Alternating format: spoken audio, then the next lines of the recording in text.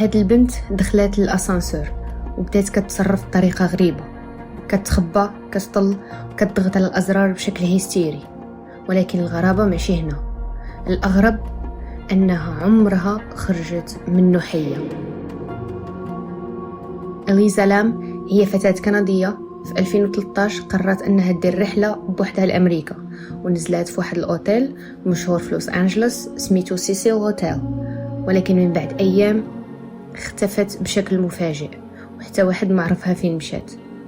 من بعد التفتيش والتحقيق لقاو آخر ظهور ديالها كان في كاميرا المراقبة ديال الأسانسور، وهي كتصرف بطريقة غريبة بحال شي حد كان كيتبعها وكتخاطب شي حد ما كيبانش.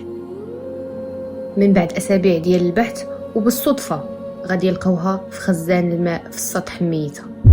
وإلى يومنا هذا حتى شي حد ما عرف السبب أو كيفاش وقع، الشيء اللي خلى قصة إليزا من أغرب القصص وأكثرها غموضا. إلا بغيتي تفاصيل أكثر غادي تلقى فيديو عليها في القناة.